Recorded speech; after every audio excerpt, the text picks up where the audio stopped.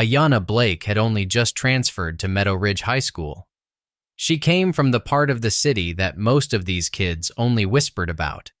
A place with cracked sidewalks and chain-link fences. A place where streetlights flickered uncertainly and everyone knew you walked fast, spoke little, and kept your head up. A place where you learned fast that talking back could get you jumped, and looking soft could get you hurt. Ayana had grown up there, not just surviving it, but learning how to read danger in the tilt of someone's chin or the weight of their silence. She was a fighter, not because she wanted to be, but because she had to be. But the kids at Meadow Ridge didn't see any of that. They saw a quiet black girl, tall, slim, hair pulled neatly into two thick braids. She didn't talk much in class, didn't eat in the cafeteria, kept her earbuds in during passing period and her gaze focused forward. In their minds, that made her soft, a target, and bullies, they didn't need much. The harassment started slow, as it usually does. A shove in the hallway that no one saw. A cruel note slipped into her locker. A comment whispered just loud enough to sting, but quiet enough that teachers ignored it. When Ayana didn't react, they pushed harder. They didn't know she was watching, counting, measuring. They didn't know she was waiting. One Thursday afternoon, just as the final bell rang, it happened. Ayana was grabbing her backpack from under her desk when a girl named Kenzie, 2 years older, always surrounded by others who laughed too easily and thought cruelty was currency, walked behind her with a pair of scissors. No one moved. Kenzie didn't even try to hide it. She grabbed one of Ayana's braids, raised the scissors, and with a loud snip, sheared off 6 inches of thick, coiled hair. Gasps echoed across the classroom. Someone laughed. Someone else said it was just a joke. The teacher? She froze, eyes wide, then looked away. The room went still. But Ayana didn't. She rose from her seat slowly. No scream, no tears, no panicked reach for the butchered braid. She just stood. Her shoulders squared. Her chin lifted. Kenzie backed up half a step, smile faltering. Ayana looked her in the eyes and said nothing. Nothing at all. And that silence? It was louder than any scream. They thought she would cry. They thought she would beg. They thought she was soft. They were wrong. Very, very wrong. She turned toward the front of the classroom and walked, slow, deliberate, down the aisle. The teacher stammered something, but Ayana didn't pause. She kept going, out of the room, down the hall, through the side doors and into the courtyard, and when she was finally alone, she didn't cry. She didn't crumble. She pulled the remaining braid loose, then the other, letting the strands fall like threads unwinding from a spool. She stood there, face to the wind, and let the moment settle. She wasn't embarrassed. She wasn't defeated. She was planning, and in that silence, she made herself a promise. They wouldn't get another chance. Not one. She returned to class the next morning like nothing had happened. No new hairstyle, no nurse's note, no phone call home. Just the same uniform, the same straight-backed posture, the same heavy silence.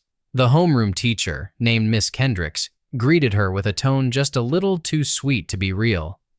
"Welcome, Ayana. I've heard we've got a strong student joining us." There was something about the way she said strong, the subtle lean on the word, that made Ayana want to leave the room and never come back. She took the seat assigned to her in the back corner without comment, keeping her gaze fixed on the empty notebook in front of her, while muffled whispers floated around her from the other students. The first few periods passed in a fog, teachers listing syllabi, classmates eyeing her like a new animal at the zoo. When lunch came, Ayana carried her tray through the cafeteria like she was crossing open ground in enemy territory. Most of the tables were already clustered, laughter and stories flying fast between people who moved like they belonged. She spotted an empty spot near the edge of the room and made her way there, only to find someone sliding into it seconds before she reached it. No apologies, just a look that lingered too long. She kept walking.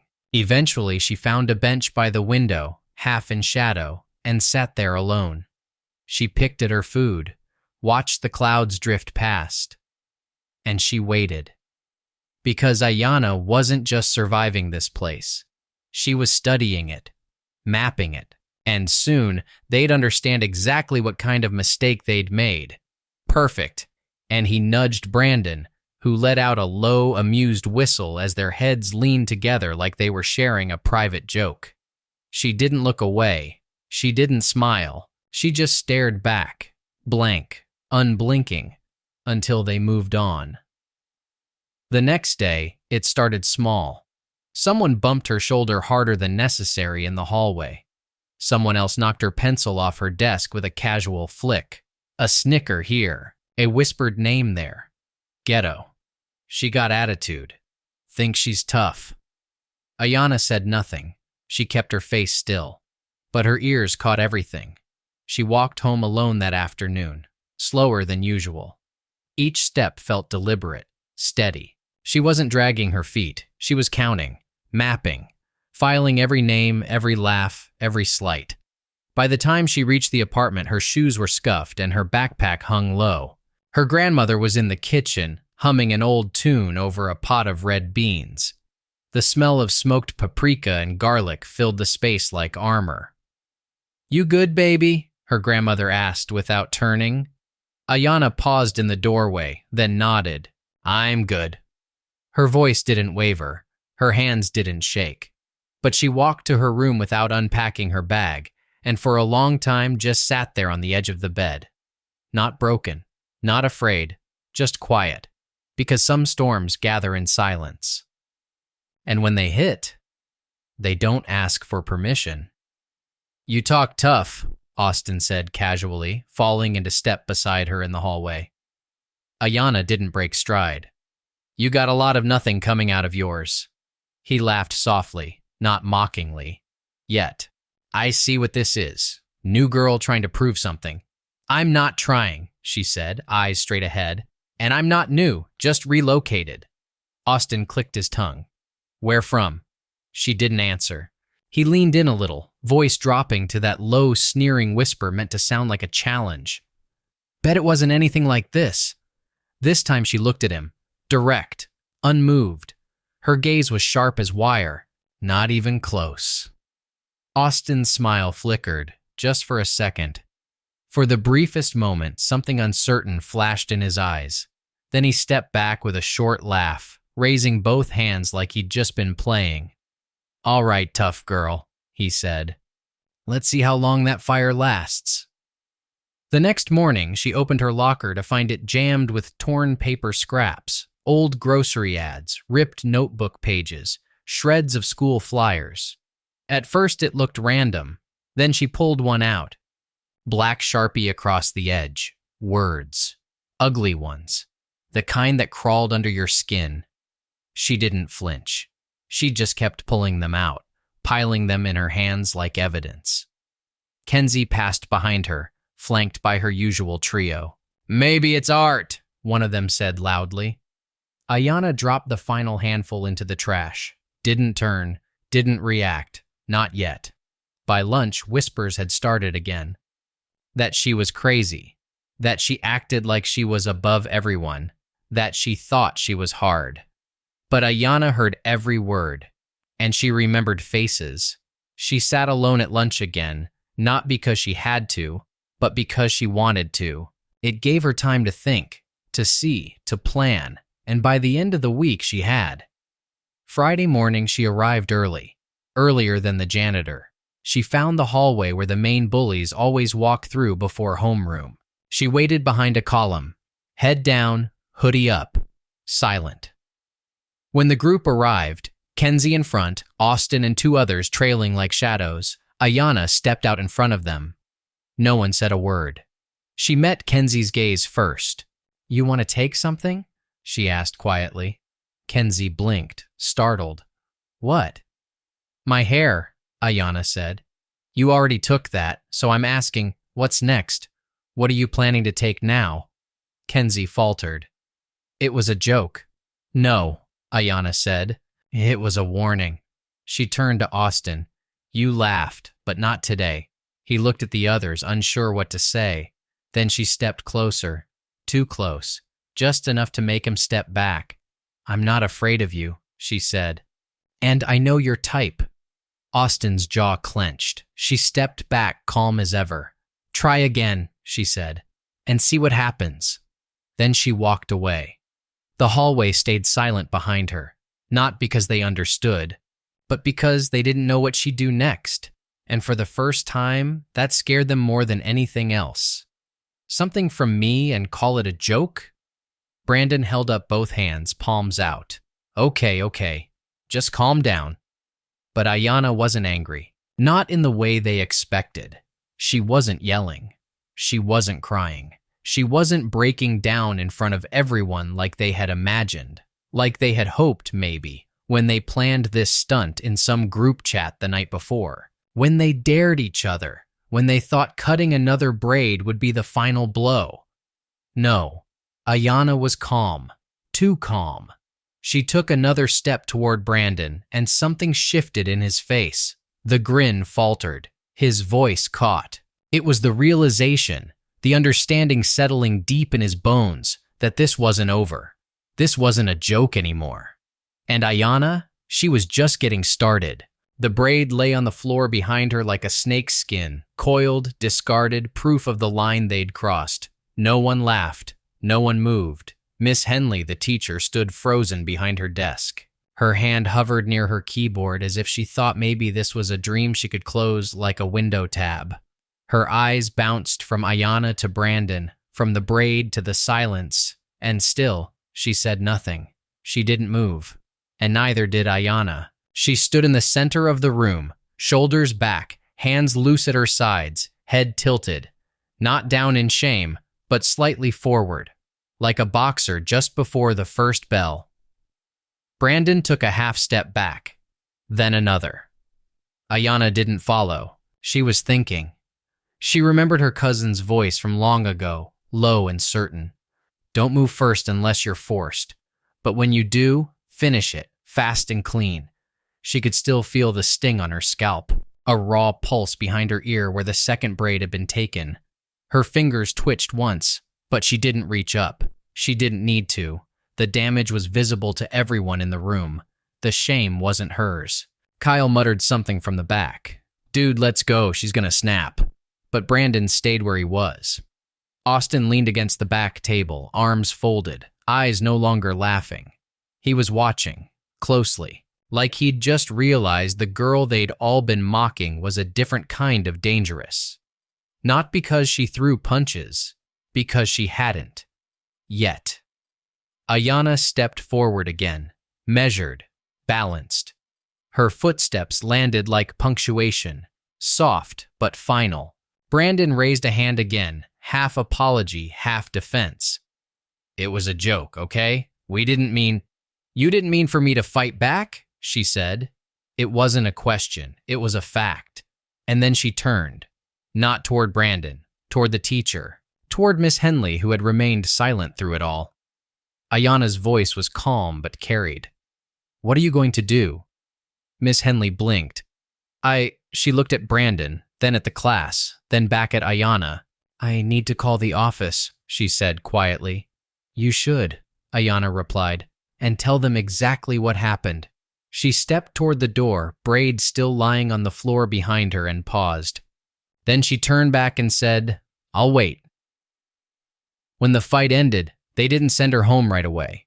They made her sit in the office, not the main waiting room, too visible, but a small conference room near the back, cold plastic chairs, a faint smell of toner from the copier, a clock that ticked too loud. She sat with her arms crossed, braid still in her hand, not clutched, just held, like evidence. The assistant principal poked her head in once, said someone would be with her shortly. No apology, no water, no acknowledgement of the ache still pulsing across her scalp. Finally, Principal Hughes walked in. He wasn't what she expected. Tall, yes, but soft-spoken. He didn't slam the door, didn't raise his voice, just pulled out a chair and sat across from her. There was silence at first. Then he spoke. "You know," he said, "when they told me a black girl hit 3 white boys and sent 2 of them to the nurse, I knew what they'd say." Ayana said nothing. "They think one thing," he continued. "They think violence. They think rage. They think threat. He folded his hands slowly. But me? He leaned forward. I start asking what happened before the fight. I ask what didn't get recorded, what got laughed off, what teachers missed or ignored. His jaw clenched. And if I'm being honest, most of the time, no one wants those questions answered. Ayana's grip on the braid didn't tighten, but it didn't loosen either. I didn't want to fight, she said after a long beat. I know. I wanted to finish the day, go home, breathe. Then why didn't you walk away? She looked at him, direct. Because I've walked away 100 times. Because I've ignored the comments, the accidents, the looks. Because I've stayed quiet, and all it did was make them bolder. She opened her palm. The frayed end of the braid lay across her skin. And then they took this. He stared at it, at the damage. It wasn't just hair, he said softly. No, Ayana whispered. It never is. There was silence again, longer this time. Then he leaned back, exhaled. My grandmother used to braid my cousin's hair every Sunday, he said. She'd call it a crown, said the world would try to rip it off, through rules, through ridicule, through silence. But if you wore it with pride, if you knew what it meant, he looked her in the eye. They could never take it without a fight. Ayana didn't smile, but her shoulders loosened, just slightly. I have to suspend you, he said at last. She nodded. 3 days. Out of school. I figured. But I'm not expelling you, he added quickly. They're going to push for that. Parents, board members, maybe even the district. They'll say you're a danger, that you need to go. Ayana's lips pressed together. And when they do, he continued, I'm going to ask for the footage from inside that classroom. I'm going to file a report. I'm going to start asking the kind of questions that make people uncomfortable. She watched him closely. Why? She asked. His answer was slow, measured. Because I've spent my career walking the line between the job they gave me and the job that matters. And today, I've decided they don't have to be different. He reached into a drawer, pulled out a manila envelope, and slid it across the table. Inside is your suspension paperwork. Sign it, I'll file it, and you'll go home. She took it, didn't open it. But that's not the end of this, he said. You understand me? She nodded. You've been fighting alone since the first day you walked in here, he said. You don't have to anymore. And for the first time since she stepped in the room, her grip on the braid loosened, just a little. What came after wasn't silence. It was war, not with fists or shouting, but with words. The parents had left Principal Hughes's office with clipped voices and tight jaws, but not before the blonde woman turned at the doorway, eyes narrowed. You've made a serious mistake, she said. Hughes didn't blink. No, ma'am, he replied. I've made a choice. And when the door closed, the real pressure began. The email started within hours, sharp language wrapped in formal phrasing, concerns about campus safety and the learning environment, veiled threats about legal action, passive-aggressive reminders that several of them were donors or friends of donors or influential voices within the district. They copied board members, the superintendent, local PTA heads. They quoted policy without context, appealed to standards that never protected the right students, and hinted that a failure to act would be unfortunate. Principal Hughes printed every single one. He read them with clinical detachment, filed them by name, by timestamp, by tone, and then he responded. When he did, his replies were brief, direct.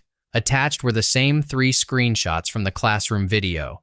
Brandon standing behind Ayana with scissors, the moment the braid was cut. Ayana's face, still, controlled, watching. No shouting, no reaction. Just the image of someone having something taken from her and refusing to flinch. The footage wasn't violent. It was worse. It was clear, unambiguous. The moment consent was ignored. The moment humiliation became entertainment, and it had happened under adult supervision. Hughes didn't argue. He didn't posture. He documented. And while he did, Ayana returned. On the fourth day, she walked through the school's front doors like nothing had changed, though everything had. Her gait was steady, her bag slung loose over one shoulder, her expression unreadable. But the hallways felt different. Students parted as she passed. Some turned to look, others looked away.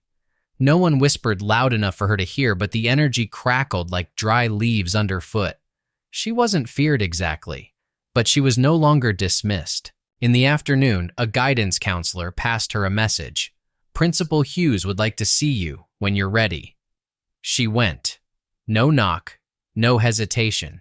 He was at his desk, half buried in paper. The room smelled like dry coffee and printer ink. "You okay walking in here?" he asked, still reading. "I'm used to being watched," she said. He looked up and nodded. "Good, because they still are."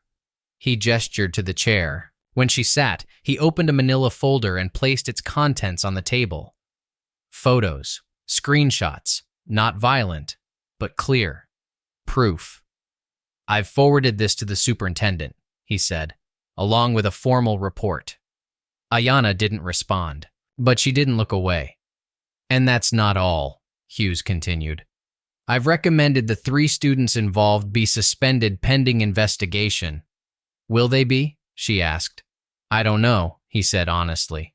"But now they have to answer for it." She sat back. He watched her. "You've been carrying yourself like a storm," he said, "and storms can clear skies, but they can also scare people." She raised an eyebrow.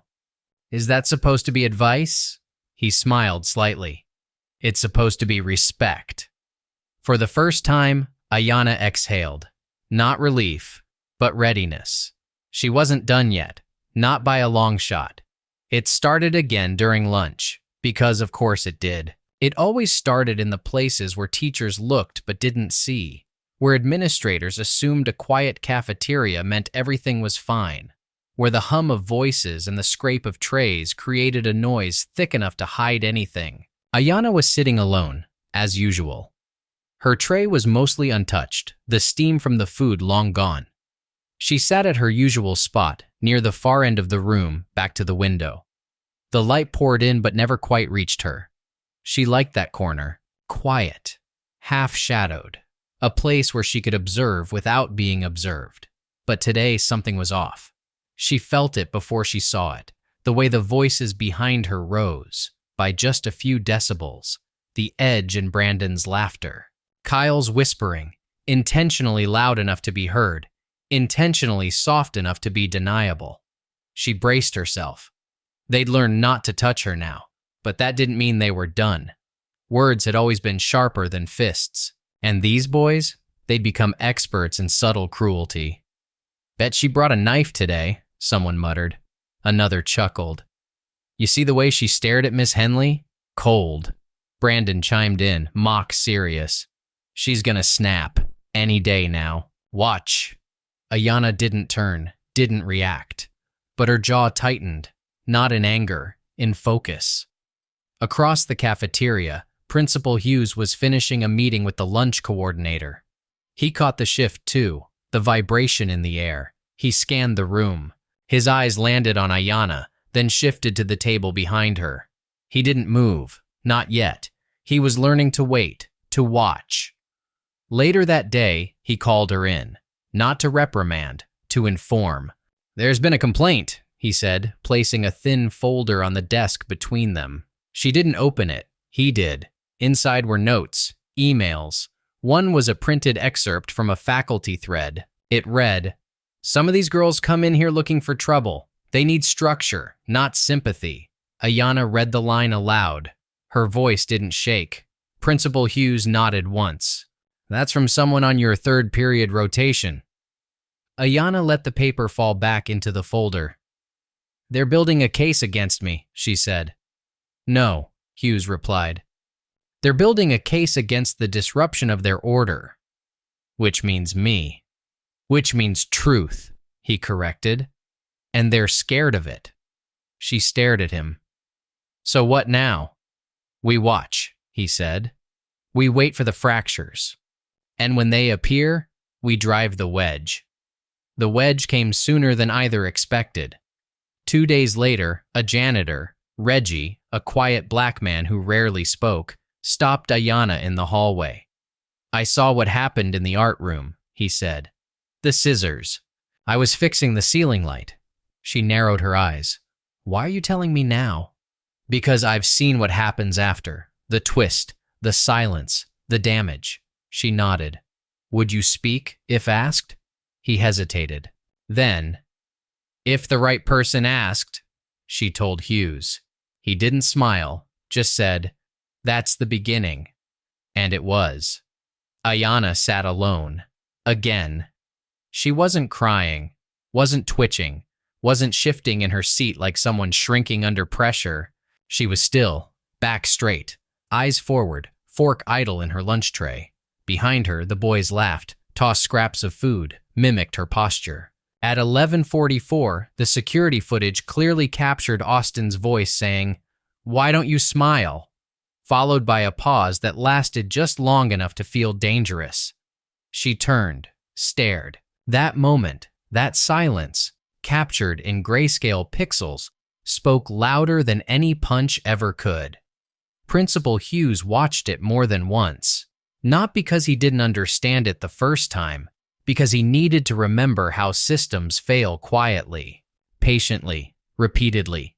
When he submitted his formal report to the district, he included not just the video and Ayana's statement, but a string of attached documents, photocopied referral records, filed but dismissed complaints, a log from the assistant counselor noting low-level social friction with the same group of boys, 3 names, 12 dates, 5 patterns. It wasn't dramatic, but it was devastating, and someone noticed. A local journalist named Lena Mercer had been watching district affairs for a long time, always the first to catch the stories buried under press releases and board meeting minutes. She reached out to Principal Hughes, then to Ayana. Her voice was careful, measured. No camera crews, no flash, she promised. Just a table, a mic, your words. Ayana said yes, not for revenge, not for attention, but for oxygen. They met in the school media room after hours. The sun was low, the shadows were soft. Hughes waited just outside, not hovering, just near enough.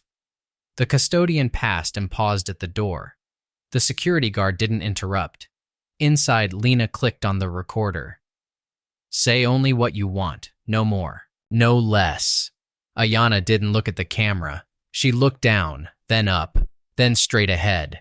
She didn't talk about the fight. She talked about the silence, about the sound of the bathroom stall door, about the broken braid in her hand, about how the laughter on the other side wasn't loud, it was sharp, like glass. She didn't cry, she didn't falter, she didn't ask for sympathy, she asked for space. And when Lena asked what she wanted now, Ayana said, I want the truth to stop being quiet. The video was uploaded that Sunday night. It didn't trend, it didn't explode, it just existed. But it landed like a pebble in still water.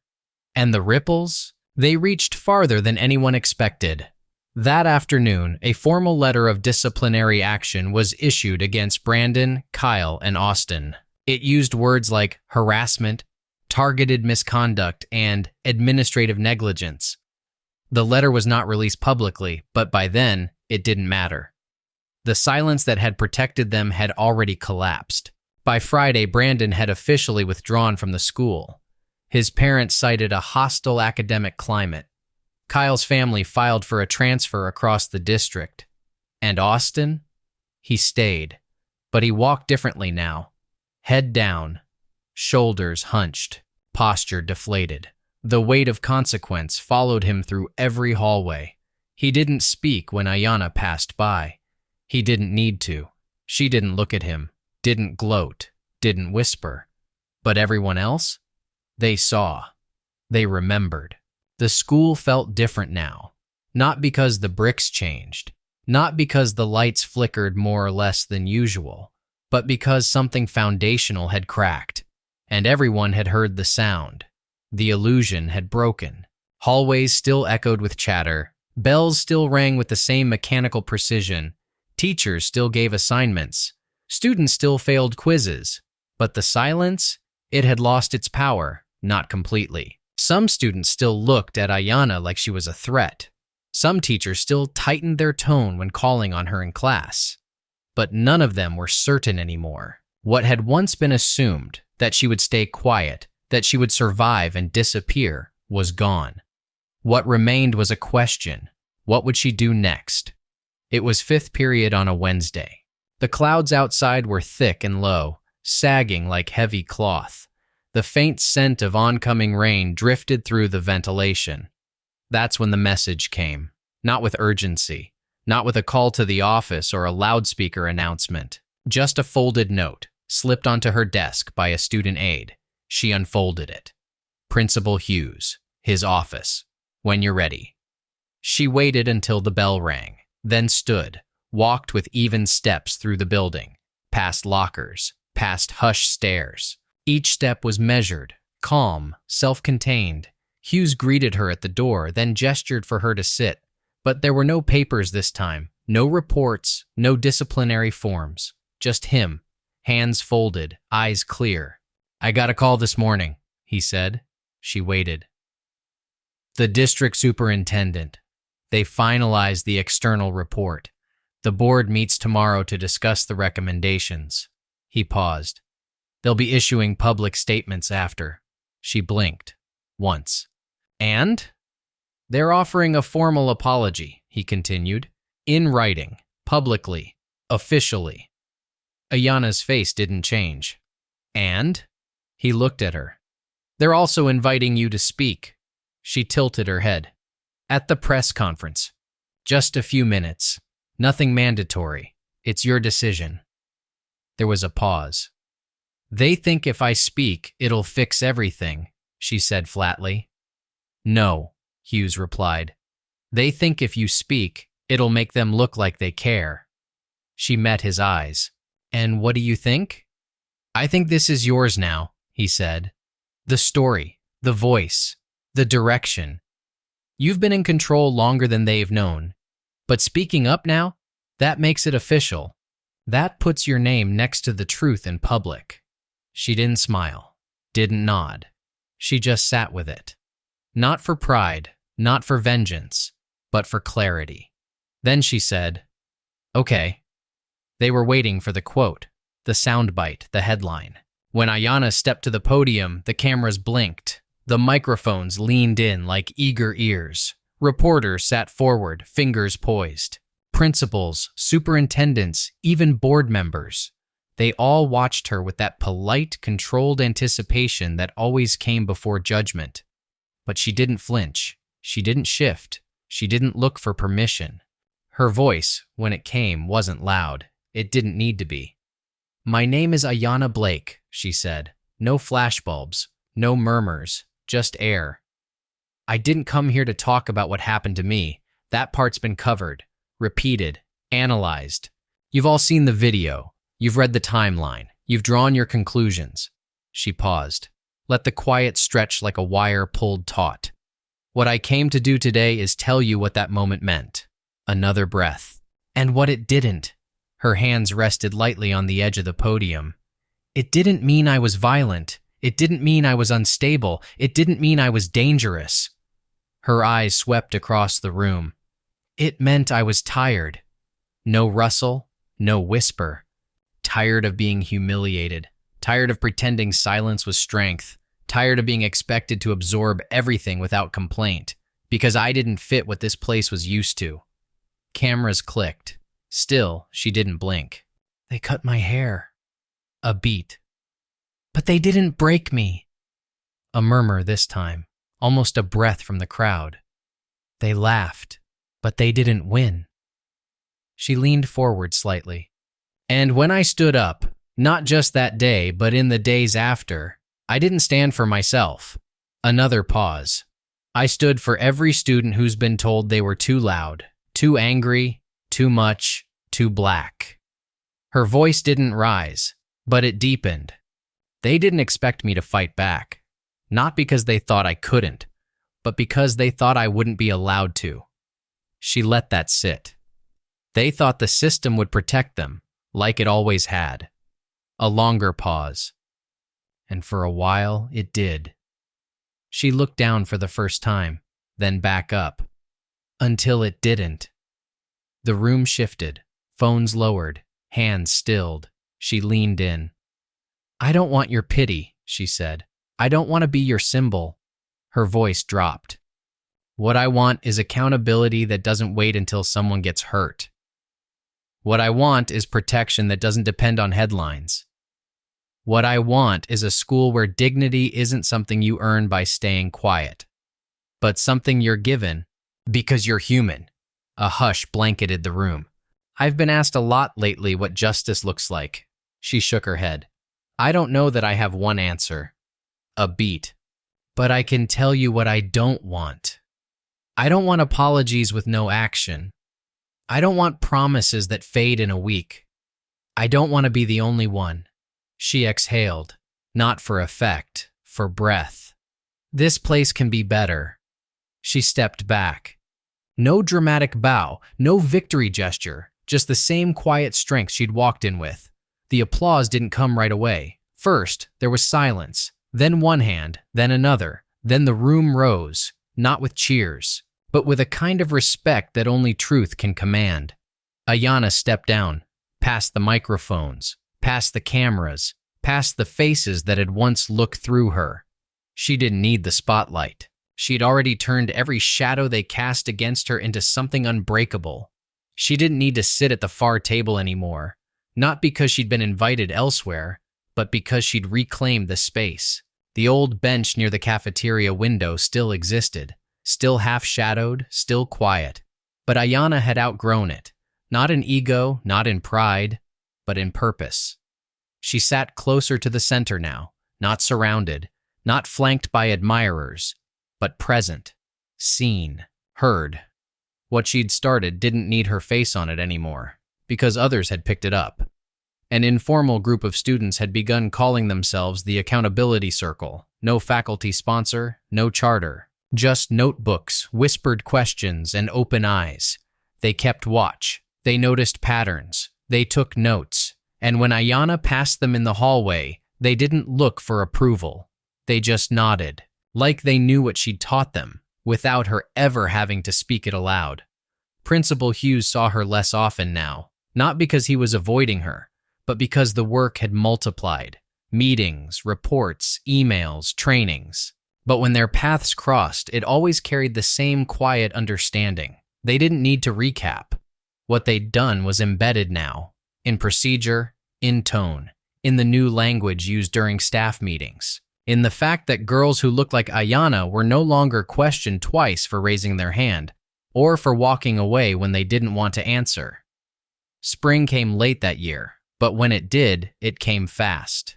Trees bloomed in bursts, white and green at once. Grass crept through the cracks in the sidewalk. The air held something light in it. That afternoon, Ayana walked past Principal Hughes as he stepped out of his office holding a stack of reports. "You think it'll last?" she asked, no edge in her voice. He glanced up, tired but clear. "Some will," he said. "The rest will adjust." She nodded. "That enough for you?" he added. She looked out the glass doors where students lingered on the front steps, laughing like the world hadn't burned a few months ago. "It's enough to begin." She meant it. Austin's family had left the district quietly. No announcements, no goodbyes. A real estate sign went up, then came down, a new car parked in the driveway. Life replaced life. She didn't feel triumph. She didn't feel vindication. She felt still. At home, the energy had softened. Her parents didn't transform into different people, but dinners lasted longer. Questions came without judgment. Her dad watched the news when her name came up and gave a single nod. Not approval, acknowledgement. The kind she'd never asked for, but had earned. On the final week of school, Ayana found herself in the cafeteria again. Same building, same fluorescent light, but everything else had shifted. She sat near the center, not surrounded by a crowd, but with calm. A younger girl, new maybe, hovered with her tray, scanning for a place. Ayana caught her eye, nodded. "You can sit here," she said. The girl blinked, then sat. They didn't speak much, but they didn't need to. Because space, safe space, was its own language, and Ayana had made sure they spoke it now.